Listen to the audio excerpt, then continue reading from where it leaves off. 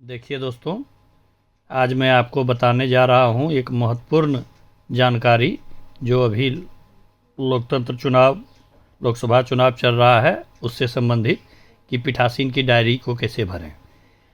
अभी 13 तारीख को मैं पीठासीन पदाधिकारी के रूप में दायित्व निर्वहन करके आ रहा हूँ। आप लोग को कोई समस्या उत्पन्न न हो इससे संबंधित, पीठासीन अधिकारी की डायरी से संबंधित, अतः मैं बताने जा रहा हूँ कि आप इसको कैसे तैयार करेंगे। और बहुत ही आसान और बहुत ही कुछ चीज़ों को मतलब ध्यान रखने की ज़रूरत है इसमें। आइए बताते हैं। जैसे 13 तारीख को मेरा था तो निर्वाचन क्षेत्र का नाम आप लिख देंगे। मेरा 12 लोहरदगा ST था, तो देखिए ये तो प्रिंटेड है, इसको लिखने की ज़रूरत नहीं, आपका भी रहेगा ऐसा ही रहेगा। और ये 2 प्रति आपको मिलेंगे, एक प्रति 2 प्रति में ही तैयार कर लीजिएगा, एक प्रति आपके पास, एक प्रति वहाँ जमा हो जाएगा। मतदान की तारीख 13/5/2024 भर दिया। मतदान केंद्र की संख्या तीसरे नंबर पर एवं नाम। तो मेरा जो मतदान केंद्र संख्या था वो 269 गवर्नमेंट उत्क्रमित मध्य school middle school Ludgo block Ghaghra में था, यानी GUMS लुडगो ब्लॉक घाघरा भर दिया। मतदान केंद्र निम्नलिखित में से कहाँ स्थित है? तो प्रायः अर्धशासकीय भवन तो नहीं, शासकीय भवन में ही रहता है, और निजी भवन में भी ये लोकतंत्र का जो चुनाव है होता नहीं है, अस्थायी संरचना में भी नहीं। तो इसको भरेंगे हम शासकीय भवन।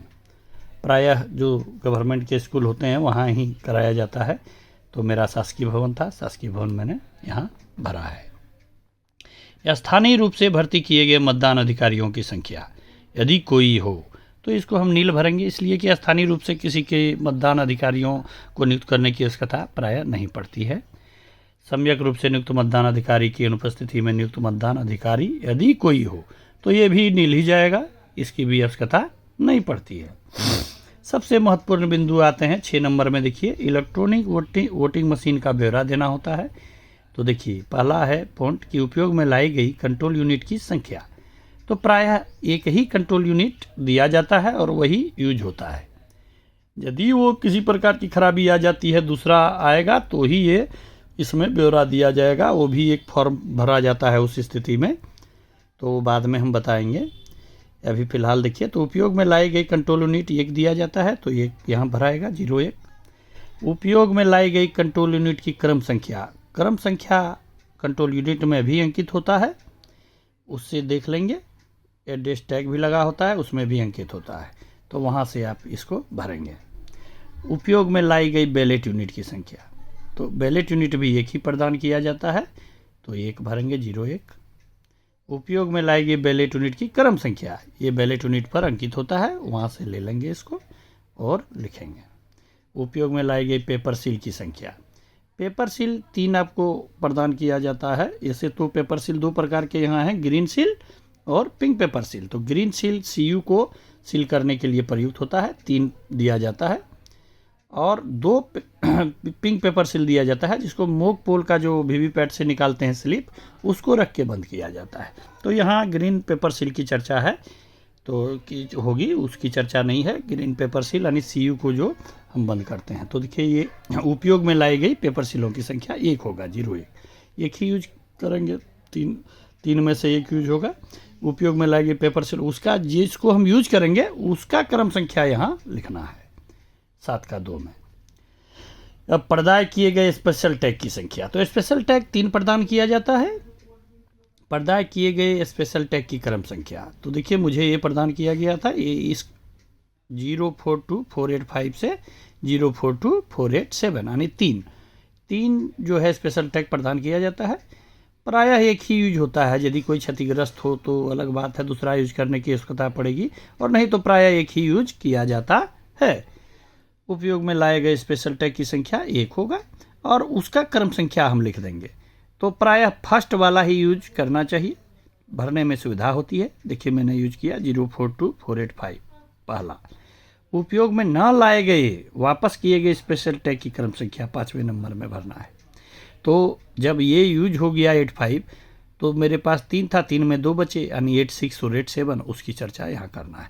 तो 042486 से 042487 तक वापस किया गया, यानी अप्रयुक्त रहा, उसको यहाँ हम भरेंगे 7 का 5 में। अब आइए आगे बढ़ते हैं।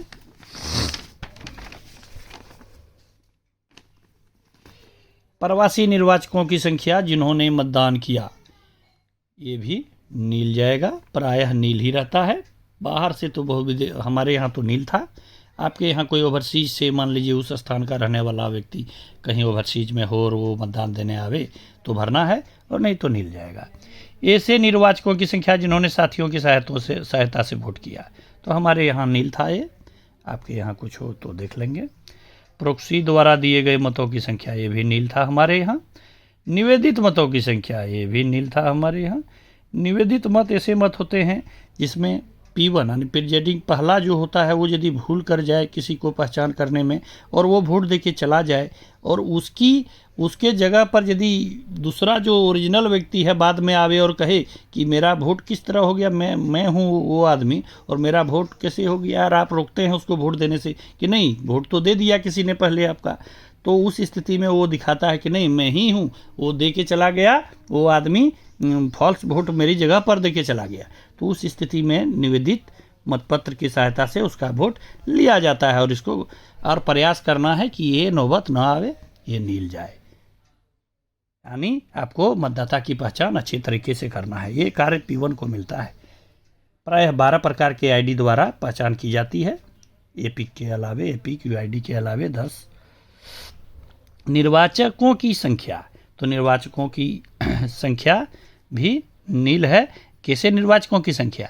जिनसे उसकी उम्र के बारे में घोषणा और जिन्होंने ऐसी घोषणाएं करने से इनकार किया था, ये भी हमारे यहाँ नील था। यानी किसी को देख के आपको यदि लगता है कि वो 18 वर्ष से नीचे हो, तो इस स्थिति में ये घोषणाएं की जाती है कि मुझे लग रहा है कि इसका उम्र 18 वर्ष से कम है और ये वोट देने योग्य नहीं है, तो घोषणाएं ये की जाती हैं। तो ये हमारे यहाँ नील था, तो मैंने नील भरा है। क्या मतदान स्थगित करना आवश्यक था? यदि ऐसा था तो ऐसे स्थगन के कारण, ये भी नहीं, हमारे यहाँ ऐसी कोई परिस्थिति नहीं थी, तो नील यानी नहीं। फिर देखिए, प्रत्येक 2 घंटे में डाले गए मतों की संख्या, ये आपको ब्यौरा देना होता है यहाँ पर। तो 7 बजे से 9 बजे पूर्वाह्न तक 74 वोट मेरे यहाँ पड़ा था। मैंने ये ब्रैकेट में मेल फीमेल का जिक्र कर दिया है, इसकी ज़रूरत तो नहीं थी लेकिन मैंने यहाँ पर किया है। फिर 9 से 11 तक 142 वोट, जिसमें 46 मेल 96 फीमेल, ये ब्यौरा मैंने दिया है। 11 बजे से 1 बजे तक 124 वोट पड़े, 1 बजे से 3 बजे तक 77 और 3 से 5 के बीच मात्र 7 वोट पड़े। इसका यहाँ जिक्र करना होता है। अब देखिए, विजिट सीट के अनुसार मतदान केंद्र का भ्रमण करने वाले आगंतुकों के विवरण। तो एक मात्र सेक्टर मजिस्ट्रेट थे जिन्होंने हमारे यहाँ भ्रमण किया था, उन्होंने अपना नाम और साइन यहाँ पर किया है, आप देख सकते हैं। तो इस तरह से जो है सो भरना है। देखिए रेस्ट यहाँ पर फिर आ जाइए, इसका ब्यौरा देखिए देना है। जैसे जिन मतदान केंद्रों में वीवीपैट का उपयोग हुआ है उन पर लागू व्यवस्था, ठीक है। वीवीपैट यूज हुआ है क्या? इस बार तो लोकसभा चुनाव में वीवीपैट का यूज किया जा रहा है। 3 मशीन का यूज किया जा रहा है, CU, BU एंड वीवीपैट। तो उपयोग में किए गए प्रिंटर, वीवीपैट की संख्या 1 थी तो 1 भरेंगे। प्रिंटर का क्रमांक उसी में अंकित होता है, उसको भरेंगे, मैंने भरा है। ऐसे अभ्यर्थियों की संख्या जिन्होंने मतदान केंद्र पर मतदान अभिकर्ता नियुक्त किए। तो प्रत्येक जो अभ्यर्थी है वो तो नियुक्त नहीं करता है। हमारे यहाँ 15 अभ्यर्थी थे, नोटा को लेके 16, तो सभी कोई अपना जो है एजेंट नियुक्त, पोलिंग एजेंट नहीं करते हैं, लेकिन कुछ लोग करते हैं। हमारे यहाँ 3 ने नियुक्त किया था, 2-2 करके, टोटल 6 थे। तो मैंने देखिए 3 अभिकर्ता की संख्या थी, उपस्थिति। मतदान अभिकर्ता की संख्या जो विलम्ब से आए वो 3 थे, टोटल यानी 6 थे।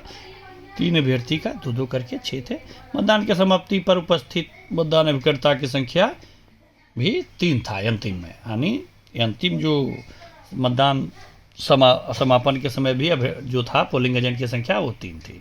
तो ये मैंने जिक्र किया है। आपके यहाँ जो भी होगा आप देख लेंगे, कहीं कहीं तो एक भी पोलिंग एजेंट नहीं होता है, उस स्थिति में आप इसको नील भर सकते हैं। मतदान केंद्र पर नियत मतदाताओं की कुल संख्या, तो हमारे यहाँ 723 मतदाता थे। निर्वाचक नियमावली की चिन्हित प्रतीक के अनुसार मत देने के लिए प्राप्त निर्वाचकों की संख्या, ये देखिए बड़ा ही महत्वपूर्ण पॉइंट है, इसको आप जरूर नोट कर लें। देखिए निर्वाचक नियमावली चिन्हित प्रति वो होता है जो प्रिजाइडिंग ऑफिसर फर्स्ट यानी P1 उसको चिन्हित करता है, यानी महिला को सीधा लाइन खींचता है, गोल घेरा देता है, और यदि पुरुष रहे तो केवल सीधा लाइन से क्रॉस करता है, तो वो चिन्हित प्रति कहलाती है। उसमें जो होता है तो वो 424 वोट मेरे यहाँ पड़ा, तो वो 424 का जिक्र है।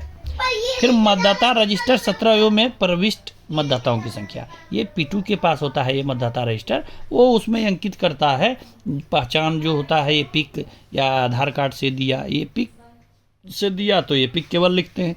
यदि NID का प्रयोग करता है तो NID, जैसे ड्राइविंग लाइसेंस है तो शॉर्ट में DL भी लिखते हैं, और उसका 4 अंक अंतिम का लिखा जाता है। तो ये चीज़ याद रखें कि जो ये तीनों जगह सेम होना चाहिए। आप ये प्रयास करें कि 17A प्लस वोटिंग मशीन में जो रिकॉर्ड किए गए मतों की संख्या, यानी CU में टोटल करने के बाद भी जो रिकॉर्ड होगा वो भी संख्या मैच करनी चाहिए। तो हमारे यहाँ मैच किया, 424 टोटल वोट पड़े, 424 चिन्हित प्रति के अनुसार भी और रिकॉर्ड किए गए VM मशीन के अनुसार भी 424। मतदाताओं की संख्या जिन्होंने मत न देने का नहीं, ऐसा कोई भी नहीं था, इसलिए नील था, और प्रायः ये नील ही रहता है। यहाँ पर प्रथम मतदान अधिकारी का हस्ताक्षर होगा, और यहाँ पर मतदाता रजिस्टर के प्रभारी यानी P2 का भी हस्ताक्षर होगा, P3 का भी हस्ताक्षर करा लें। निर्वाचकों की संख्या जिन्होंने मत दिए, ठीक है, देखिए पुरुष की चर्चा है, पुरुष टोटल 372 संख्या जिन्होंने मत दिए, पुरुष टोटल 372, महिला टोटल 351, टोटल 723 थे जिन थे। फिर अभ्याक्षेपित मत, ये चैलेंज मत जो है इसको नील, हमारे यहाँ नील रहा है। उन व्यक्तियों की संख्या जिन्होंने निर्वाचन करते प्रमाण EDC प्रस्तुत करने पर मत दिए, इसी संख्या हमारे यहाँ नील थी। और देखिए 20वां जो पॉइंट है, मतदान समाप्त होने के समय कतार में लगे हुए मतदाताओं की पर्ची, यदि कतार में लगे हुए हैं तो पर्ची बांटनी है, अन्यथा नहीं। तो हमारे यहाँ नील, ऐसी समय परिस्थिति नहीं थी। मतदान लगभग समाप्त, 3 के बाद मात्र 7 वोट पड़े थे। अंतिम मतदाता के मत देने के पश्चात मतदान मेरा समाप्त 5 PM 5 बजे हो गया था। निर्वाचन अपराधों का मतदान केंद्र से 100 मीटर की दूरी, ये चीज़ खुद से नील ही जाएगा, प्रायः ये रिपोर्ट नील रहेगा। किसी प्रकार का दंगा, हिंसा या कुछ होता है तो आपको जिक्र करना है, अन्यथा ये नील जाएगा। आप देख सकते हैं अच्छी तरह से इसको। फिर आइए, ये सब कुछ नहीं, ये सब नील रहेगा। मुख्य चीज़ मैंने पूर्व में बता चुका हूँ। यदि और किसी प्रकार की जानकारी चाहिए तो आप कमेंट करेंगे, मैं ज़रूर आपको बतलाऊंगा। अंतिम में आप लिखेंगे कि मतदान निष्पक्ष एवं शांतिपूर्ण ढंग से संपन्न हुआ, अपना हस्ताक्षर करेंगे, प्रिजाइडिंग का साइन होगा यहाँ, और यहाँ स्थान जहाँ भी आपका पड़ा है वो लिख के मोहर मारेंगे, और बस इतना ही आपको करना है। इसी के हम उम्मीद करते हैं कि आपको इससे थोड़ी मदद मिलेगी प्रिजाइडिंग डायरी को भरने में। आगे मतपत्र लेखा जो 17 गो बहुत ही महत्वपूर्ण होता है, उसके बारे में भी वीडियो में बतलाने जा रहा हूँ कि आप कैसे भरेंगे उसको।